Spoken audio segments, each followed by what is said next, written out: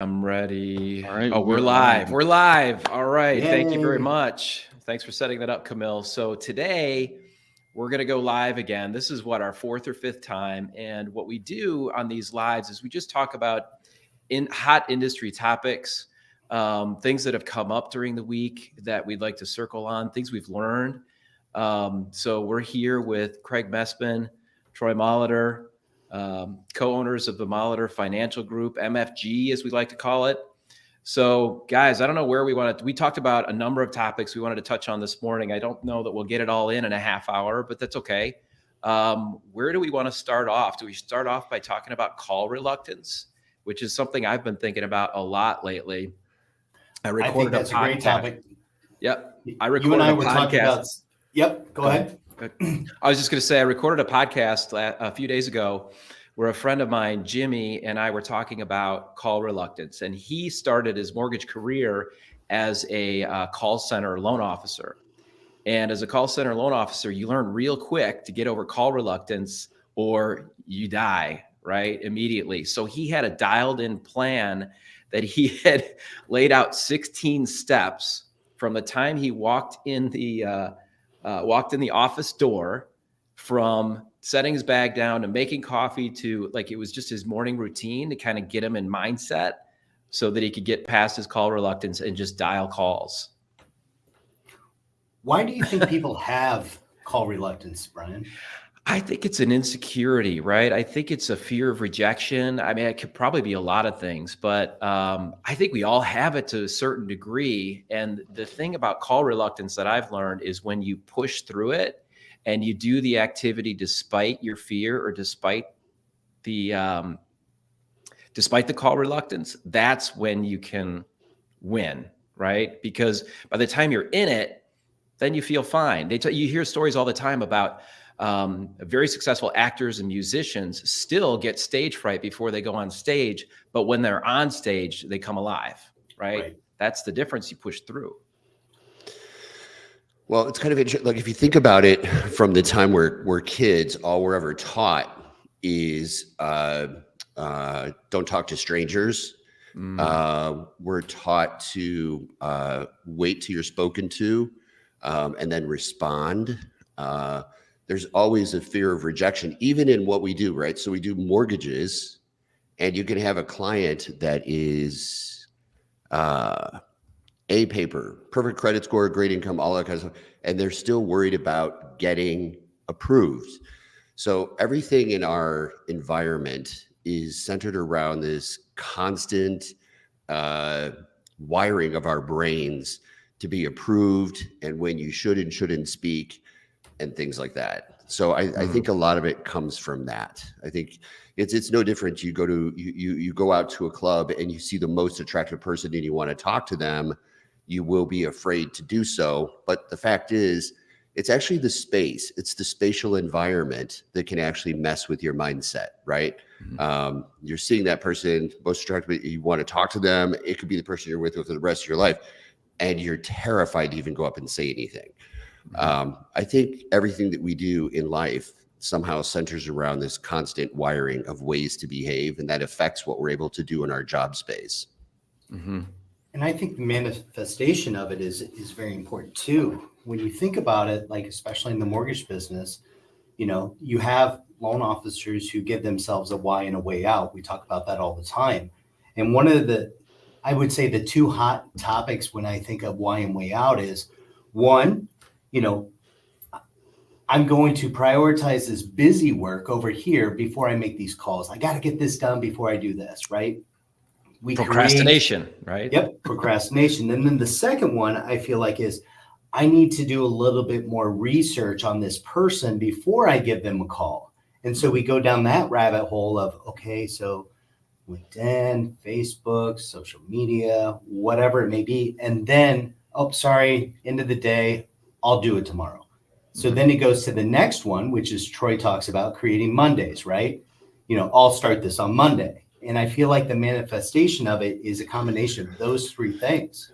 Well, procrastination in any person is always based either in uncertainty or depression, one of the two. Most of the time it's based in uncertainty. So you are uncertain about how the person is going to respond. And if you're not sure that they're going to respond positively, you're going to be reluctant to even reach out.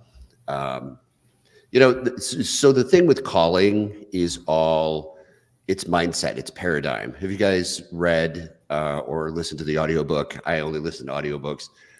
7 Habits of Highly Effective People. Yes, years ago. Great book. So you might recall one of the things, or one of the examples that he talks about, is this gentleman is on a train and he has his kids with him, and the kids are like running on the seats and swinging on the poles and everything like that. And he's just sitting there. He's a father. He's just sitting there and he's kind of just staring forward. His kids are misbehaving. And the gentleman sitting next to him is getting really frustrated. And finally, the gentleman leans over and says, listen, would you mind, like, I don't know what's going on with your kids, but would you mind trying to get your kids to calm down? And this guy was very angry and upset and bothered by the situation. And the father turns to him and says, I apologize. Their mother just passed away and I'm in a little bit of a daze and they're not sure what's going on. And I think they're handling it in their own way. And the gentleman who was originally frustrated had a sudden shift in mindset to where now what was happening was okay, right? So every day in society, we run into things like that, where 1 minute it bothers us, but then when you put it into perspective, it creates a paradigm shift, a shift in the thought or the viewing of that thing that then makes it so that the way it's viewed and the way the experience goes suddenly changes. So I always think when it comes to this calling, we talk about why and way out Mondays and all these other kind of things, but at the end of the day, what is your paradigm? What is your paradigm? You know what I mean? So for example, Brian, you're working with team building. So when I think of team building, I wouldn't be afraid to call. You know why? There's people out there trying to make a living. They're trying to sell rates and costs and things like that in these retail margins that are absolutely insane.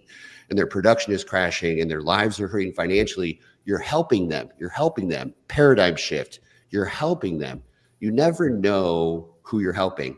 When you reach out to real estate agents, you shift your paradigm. Look at what you're doing and shift your paradigm. I'm helping these people. I am actually helping these people. I'm helping real estate agents. I'm helping financial planners. Why? Because I'm legitimate. I will not take advantage of your clients. I will tell them the truth. I'll do what's best for them. I'll have consultation with you, and we'll make sure that we take care of these people. But it's my responsibility to get to you. It's my responsibility to get to you. Paradigm shift. I need to get to you. Because you're going to save them from the bad guys, right? And I Absolutely. wrote a LinkedIn article a couple of weeks ago about call reluctance. And that was number 2 on overcoming call reluctance, is to shift your mindset from lack to a place of value. So we're to add value in every conversation. We talk to people every time. That's the shift that I think you're talking about. It's a paradigm shift. It's a shift in the way that you see what it is that you're doing. Mm-hmm. It's nothing about the experience of having to reach out to individuals. Really, truly, if you think about it, should be coming from a place of lack. The lack is your observation of where you're at right now. I have no business. I have no connections. I have no whatever it might be. That's your awareness of where you're at this moment. The paradigm shift is, I need to do this. I can do this. I need to be out there. I need to help people. For example, yesterday with one of the lenders that we work with, UWM, who's a great partner, we found out about an amazing program that they were running for FHA and VA, where people could take advantage of a very special refi program, right? So we're helping people. So we immediately started flooding out to anybody, any individual within our database that we thought might be able to have an advantage of that. And we did that without reluctance. And there's no mindset of lack. There's no mindset of any of that. It's simply a paradigm shift of this will help you. And really, if you think about it, that's what you're doing. Even when you're communicating with real estate agents, they have clients, they need help. They need to be treated fairly. And that's what we do. So it's a paradigm shift to making sure that people have you as a part of their team to make sure that things are being taken care of properly. And I think another thing to overcome call reluctance, and that, all great points, Troy, and I think that's the most important part of it. But I think preparedness, prepare for your call without over preparing, like Craig touched on. The third thing I think, and tell me what you guys think, but I think the third thing is to celebrate the small wins, right? There's nothing wrong with saying, hey, I got my first five calls in, right? And celebrate that somehow, some small celebration. Your goal might be 50 calls, but if you celebrate in blocks of 5, it helps to keep momentum and keeps you excited about getting through the next, about getting through the next 5. Sure. I helped these 5 people. I made these 5 people aware that I'm here. I'm legitimate. Out of all the people out there that are sketchy, working for a lot of companies that are sketchy, I'm not sketchy. I was able to communicate with 5 people today. Today was a success. Yes. I do think we spend a lot of time thinking about our long-term goals and our long-term success. We do forget to celebrate day to day and shift our mindset day to day. Sure. Yeah. One of the things I found that is very helpful is the penny jar. Have you guys heard of that? No. What's the penny jar? So you have a roll of pennies and you have a jar, and every time that you get a no, you put a penny in there. And it helps you track how many phone calls that you've made where you've received a no. And we all know that the more no's that you receive, you're going to eventually receive some yeses. So you track the no's because that means that you're making the calls. And once you hit 100, you take them out and you start back over. And that's been around for ages, and it still works today.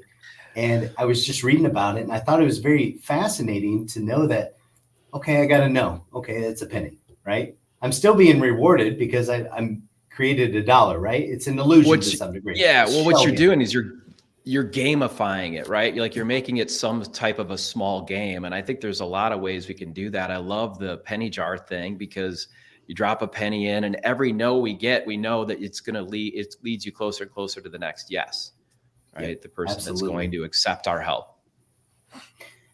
Going back to creating value, I think that that's the most important part. That's the biggest mind shift for me, is creating value. And, I think of it like when I'm interacting with clients or real estate agents, that I know that I'm going to give the best possible customer service because of who I am as a person, because I operate, with transparency, honesty.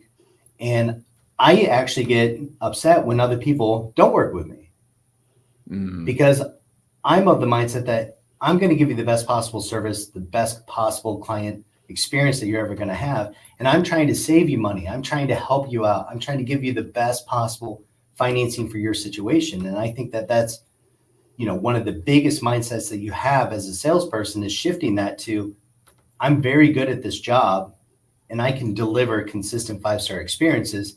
And I know that if you work with me, we're going to be honest. We're going to be transparent. You're going to see everything.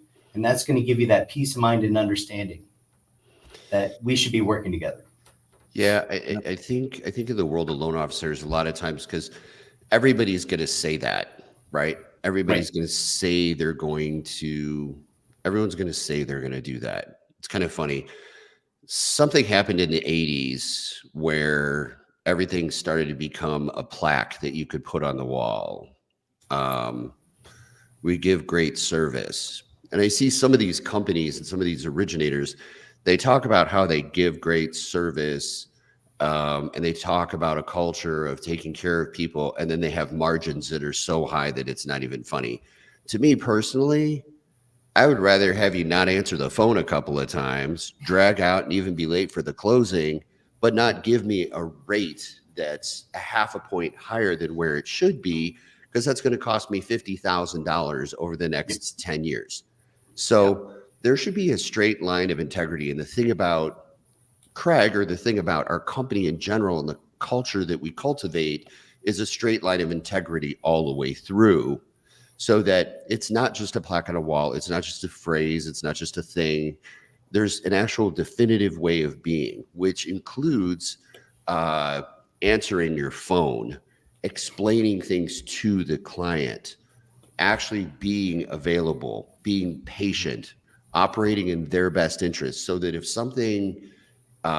there's one thing that's in their best interest over another, even if there's something that's going to cause us to make less money or make no money, that's still the direction you go in. One of our loan officers was recently talking to me and said, I'm looking at this situation. I'm just not sure. Like they really want to do this? And I said, no, absolutely not. Do you tell me what you see? And they said, well, I see them changing their interest rate on the whole chunk of their money just to get some money out. I said, yeah, they'd almost be better off getting a 0% credit card to get the little bit of money that they were after. They were only after like $10,000. Didn't even make sense to do a home equity loan. So, you know, but the client was fully engaged in this idea of doing a cash out refi. And but you know, that's when you talk about legitimacy, when you talk about actual service, when you talk about actually taking care of people, it's supposed to be a straight line all the way through, including the fees, the rates, and the ways that the clients are handled, and the professionals for that matter. So I want to go back to something that you said a few minutes ago, which was I'd almost rather be, have somebody miss a phone call a time or two and get a better rate, right?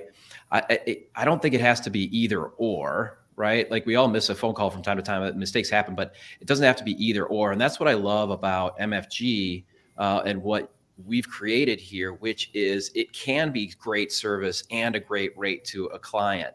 So if somebody's with a big retail company and they're saying, yeah, my rates might be a little bit higher, but I give great service. Isn't that supposed to be part of it anyway? Or, yeah. Is it? Yeah. It's kind of like it's almost like not knowing what else to say, but it's almost like a stupid thing to say. Yes. Like yes. That should be assumed, right? We're professionals. Yeah, we should give good service. Yeah. Like, so that's your catch point. Like that's your catch point is that you give good service. You're going to cost me thousands and thousands and thousands and thousands of dollars more that could go towards my kids going to college or something else, or towards my retirement or something else.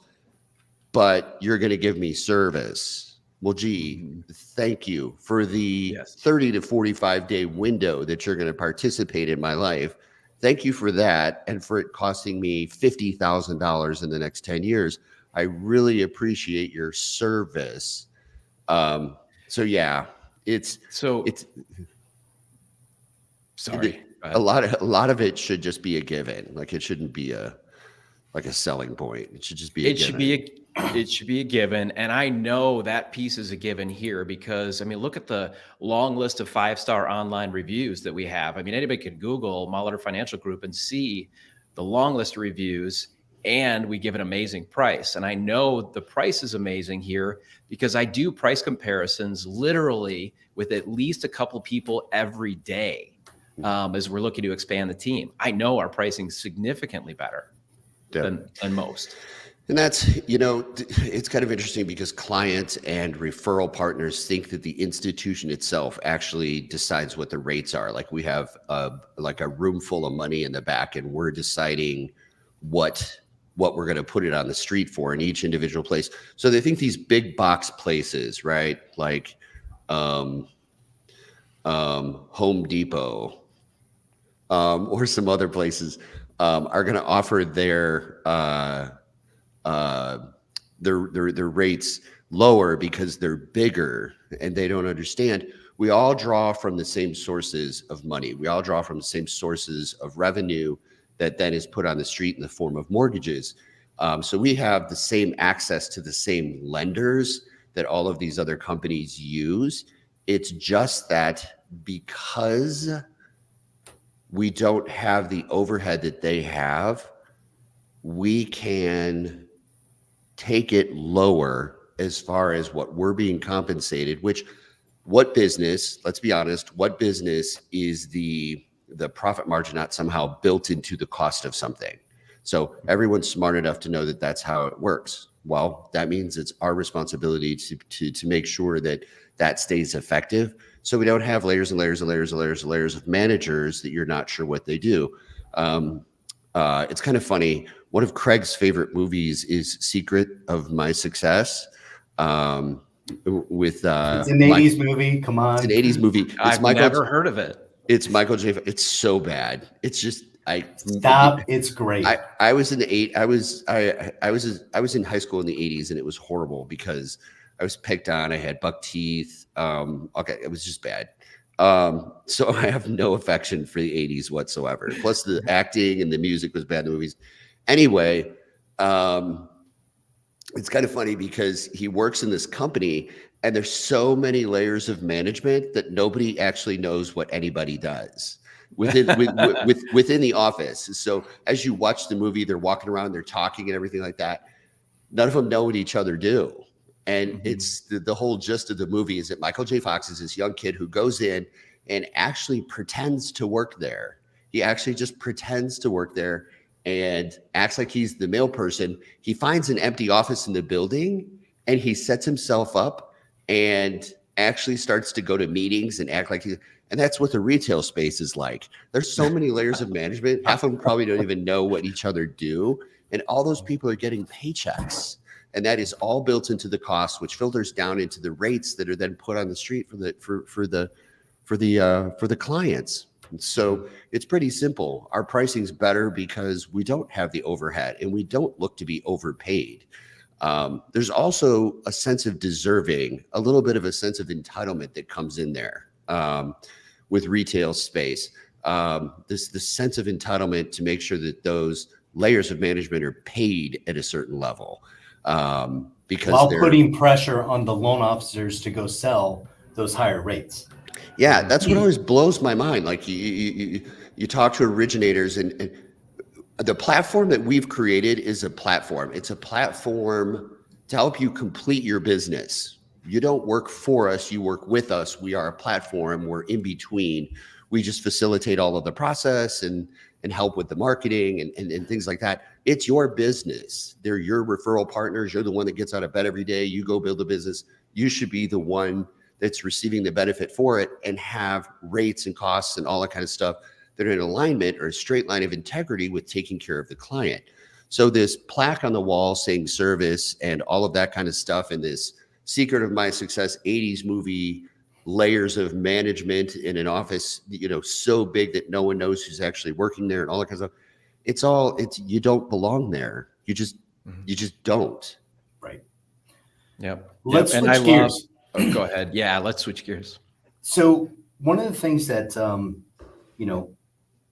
catches my attention a lot when speaking with loan officers is they're waiting on the business to come to them rather than going out and finding the business. Well, I'm going to sit here. I'm going to wait for my phone to ring because I know the real estate agents that I work with are going to get busy, or I know my referral partners are going to get busy. Well, what happens if they never get busy? What happens if they move states? What happens if they retire? I think of mortgages as we're constantly building. We should constantly be building. And that's what I was just going to say is I think it all comes down to work ethic, right? I mean, we can't rest on our laurels and say, this is my block of clients and this is what I'm going to service. If you're not growing, that business is going to contract. So putting in the extra effort, making the extra calls, making the extra appointments is the difference between you even just sustaining and contracting. It's kind of funny. The universe operates in a space of continuance, right? It's always expanding. Everything around us is always expanding. In fact, your body is a different body because of the change on a cellular level. You have a different body every 7 years. Some of the parts of your body are actually changing completely every 30 days. Everything in our space in this physical world that we live in operates on constant change and reconstruction. And when you think about that, you start to realize that you have to evolve with it. You have to shift your paradigm. You have to participate in creation. I can't sit at my desk and look at the light and just wait for the light to turn on. I've got to go turn the light switch on. And then if I want it off, I got to go turn it off. I know that it'll work, right? That's the one thing I'm sure of. So your business is the same way. You have to get up, turn the light switch on in order for you to get any light. You have to get up every day and treat it like a business. You have to put in, you have to participate. Because if you just sit on the couch waiting for it, who's going to turn the switch on? Who's going to create light in your space when you're at rest? I'm trying to think of who it is that had the saying, a body at rest tends to stay at rest. I can't think of who said it. It's a famous quote. I don't know. Yeah, it is. I've heard it before. I'm trying to Yeah. remember who said it too. That's all. That applies in business. It doesn't matter if you're just talking about people that are originators. It means anything. You want to get in shape, you got to get your ass off the couch and go to the gym. Be Wait, are you talking to me on that? Are you talking directly to me? I am, yeah. Brian, you started, and then something happened. He went twice. I'm not- Yeah. And then I think he started telling us he 3 was times. going, and he was really just walking around the block and coming back. Didn't But- put on my but Troy, workout you're right. clothes. You're right. People need to get off their ass and go out there and make something happen rather than wait on something to happen. It doesn't make And any sense. It's just like trying to. It's honestly, it's like wanting to win the lottery but not buying a ticket. Yep. It doesn't make any sense. Things don't happen by accident. No. Mm-hmm. And you can't. You can't rely. You can't rely. So you create some partnerships. Those people are always evolving. Life in general is a series of chapters that evolve, and they go up and they go down. Do you want your life to be like a VH1 story? Does everybody remember VH1? I do. VH1 was kind of like MTV, and they would do these VH1 stories on celebrities, and it would be a situation where, Brian was at the peak of his career. You're talking to me again. Money and women and everything was going amazing in his life, and then crash. Now, Hey, just to let you guys know, Mike Canzolino just texted me. He said the quote was from Newton. Newton, yeah. Yeah. Now Brian works at the zoo, living happily. Is it like the if monkeys. that's and see, it's kind of that's the result of not evolving and continuing to participate in the creation of what you're doing. Get up, turn the light on, continuously participate, continuously expand, build the bench, evolve yourself. It's kind of funny because I recently started. Well, not recently. It's probably been about 6 months. It just passed really fast. So it seemed like Madonna. Let's do a weird twist and go to Madonna. And it was kind of funny because the cancel culture of today was trying to cancel her. You're too old. You're this, you're that, all that kind of stuff. She had some plastic surgery and all that kind of stuff. She's at the top of the charts again. Her tour is the #1 tour. It's rivaling Taylor Swift's tour. And if you look at Madonna, it's kind of funny. How many times can one person reinvent themselves?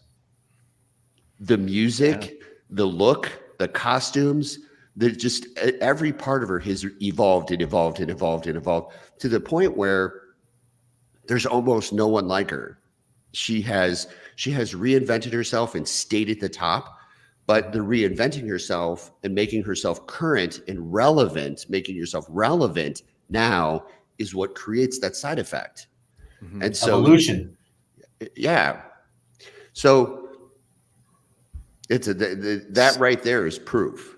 So apparently she's not too old, and we can reinvent ourselves at any age, any time of our lives, no matter what, right? Absolutely. It's a shift of That's the lesson. mindset. Yeah. That's really Yeah. what it comes down to is Yeah. a shift of mindset. It's Like either- all in your head. It's all in your head. It's kind of funny because I talk to people sometimes and they want to externalize. We're taught our whole life to externalize. Like there's no business out there. There's no this out there. There's no stop for a second and realize that the stuff is happening all around you. Even so, like if you're a real estate agent and you're working in a brokerage, you'll look around you and you'll see agents that are not doing anything, and then you'll see brokers that are doing a lot of business. Mm-hmm. And instead of sitting back and saying, well, they're lucky or they're this or they're that, ask yourself, well, that means that there is business. And it's the same thing in our industry. If you look at someone like Craig, who year to date is somewhere between 70 and 80 million for the year, okay, he's doing that much, right? So if he's doing that much, and then there's other individuals out there who have he says part-time because he does like 50 other things at the company that are full-time things. So he's doing that part-time and still manages to swing 70 to 80 million in production for the year. And so we're clear, if any loan officers are listening, no, He's not a loan officer that takes other people's stuff and puts it under his name. In fact, it's the reverse. Craig works with and has trained one or two individuals that work under him, and he gives them the deals. He does initial conversation, goes through all the details with the client, sets everything up, and then has the other loan officer work with them to take them through to the closing, sort of like a loan officer assistant. So the production level is actually Craig. So when you look at that, you say to yourself, okay, so you've got one person in the space who's really only able to give it part-time effort. How is he creating 70, 80 million dollars? But then someone else will say, there's no business out there, or I can't get any contracts. Okay, they're out there. The business is out there. Get up and turn the light switch on, reinvent yourself. Whatever you're doing, do more of it and change it. Participate in your business every day, 40 hours a week at a minimum. A lot of these loan officers, they say they're working, but if you think about it, if you looked at their computer or you looked at what they were doing every single day, I mean, some of these people are only putting in like 2 or 3 hours a day, of actual work. They might be busy, but actual work is 2 or 3 hours. Right. So if you think about it, you have a 40-hour work week. Some of us have 70, but most of us have 40. And if you're only working 2 hours a day, 3 hours a day of impactful work, you're a part-time employee. So you're going to have part-time results. Yes. Yeah. One of the most, I made up a saying. Well, actually, I shouldn't say I made it up. A friend of mine said it to me one time when I was complaining to him about how busy I was at one point. Craig and I always laugh about this, but I have a friend who says, what are you bitching about? There's people that run countries in the same amount of time that you have in a day. And it's kind of funny when you step away and you think about that. And some people will say, I don't have time to work in the CRM, or I don't have time to meet with people or to make some calls. I don't have time to do that. Yeah, you do. It's just you're choosing not to. You're putting other things in place.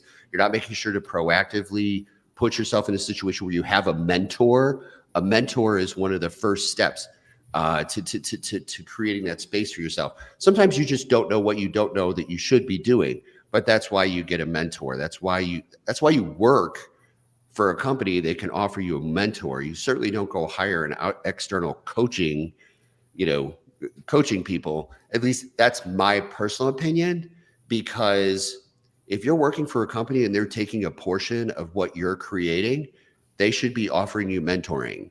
Like they should be participating in the creation of your business instead of charging you for coaching. Yeah. So we're going to take revenue and we're going to charge you with coaching. Or have you go on the outside and use some random person that you happen to see on Facebook and hire them and pay them $1,000 a month to coach you on how to schedule your time. Makes no sense. So let's dive into that for a minute. Yeah. Why do loan officers hire external coaches outside of, maybe they don't have internal coaching or mentoring? What is the reasoning behind that? Go ahead, Troy. I know why. It's because first they've realized that they're in a place of uncertainty about what to do, right? So after a certain amount of pressure, they'll decide that the golden answer is to hire someone on the outside to tell them what to do. So in essence, you have a partial follow mindset instead of an entrepreneurial mindset. And so the person will look to have an external source of guidance and direction.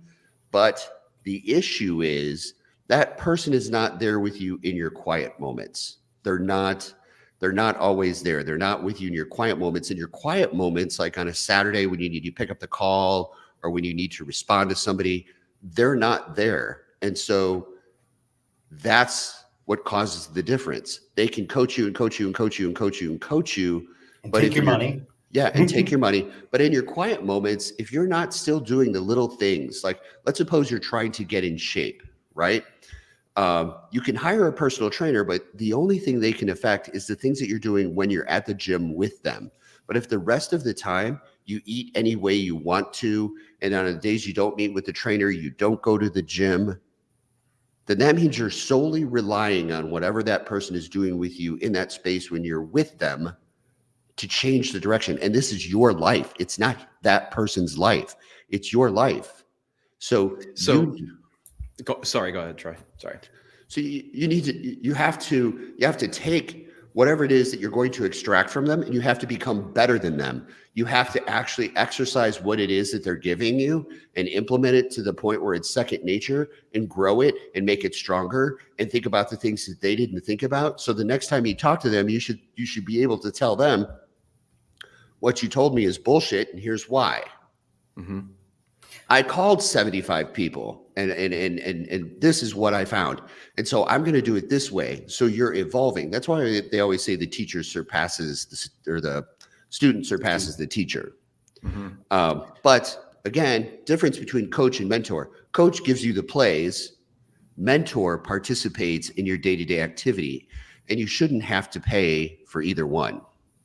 So people seek outside coaching because they're lacking the internal leadership and mentorship that the company should be providing, because they're gaining revenue on there. They benefit in your performance. It should be provided at the company level, and the fact that they're in the weeds with you every day. Right. So it's not just then 2 calls a month for 40 minutes each. It's every day and ongoing. Right. To me, that's what coaching should be. And there's people that will actually hire a coach solely to have an external source of blame as to why their business isn't improving. They don't want to have the self-accountability of saying, I'm lazy. I'm not proactively scheduling my time. I'm not getting up and doing the things that I need to do. I'm lazy. I'm just not doing it. I mean, everyone is not the same, right? And as you go through your life, as you experience different things and have different employment experiences or different experiences about what you want to do with your life, everybody is not the same. So what we do is not something that everybody can do. You need to be entrepreneurial minded. You need to be able to understand that what you put out is what's going to come back to you. You have to understand that. So you can be entrepreneurial minded and hire an external person for the sake of learning what you may not know that you don't know. Mm-hmm. However, a lot of people hire an external source to give them a source of blame. They feel like they've done something. Okay, I've hired a personal trainer. In fact, I've heard it at the gym that I work out, and I've got friends that are personal trainers. They'll be like, yeah, literally, like the person will hire me for some period of time. And then when their body doesn't change, even though they're going drinking every weekend, they act like it's me, and they're like, I'm going to have to cancel my sessions because this isn't really working. And I've actually heard people say, fitness just doesn't work. I've lifted the weights, I've tried the cardio thing, and my body just doesn't change. I think it's just the way I am. Oh, okay. You're the one exception in the universe to exercise not working. So a lot of people will externalize the blame onto the person that they hire as a coach. Well, they love accountability until they're held accountable for what they're doing. Sure. Mm-hmm. Yeah, absolutely. That's another great point. Yeah. And in fact, most of the time, the people that preach the most about accountability are the ones that are least likely to hold themselves accountable. Mm-hmm. Yeah. But I think that's interesting, though, that people will hire these external coaches, and really the only reason that they do that is so they can point blame at that coach is not helping me get the results that I need. It's them, not me. But then you think about the quiet moments, and you think about, what are you doing when nobody else is paying attention? Well, that's the issue. That's the issue. I can run a play for today, and I can tell you what it's going to be, and I can break it down for you. But if Brian doesn't decide to run the play when nobody else is watching, well, then how is Brian going to reap the rewards? Because we know that little things create big things, right? So if we run every single play, every single day for the next 30 days, you have to see the results. It's mathematically impossible for you not to receive results because you're consistently building that momentum. Right. Plans don't create the results. The action creates the results, right? Well, we live in a physical world. You can plan all you want to. I think everyone has a friend or friends that talk about the things they're going to do. Like, I'm going to this, I'm going to that. Oh yeah, things are going great. I'm going to this, I'm going to that. And then every time you talk to them, none of that stuff has come into reality. They're in the permanent planning stage and nothing ever happens. Action, we live in a physical world, and the only way to convert the internal energy of want or desire, of security or anything else, into the physical space is with physical action. Exactly. Do the work. Get up early, do the work. Well, I mean, we're at 40 minutes right now. You want to Yeah. wrap it up, Ryan? Yeah, I think, this isn't designed to be a commercial for MFG. What we do is we talk about things that are happening in the industry, conversations that we have every day, and then we talk about how we handle it internally. So if you are curious to learn more about our company, you can go to joinmfg.com. And there's a ton more information about us. In the meantime, feel free to comment, share here, and we'd love to see you next week at 9:30 when we go live. Absolutely. Reach out. Thanks, Thank you. guys.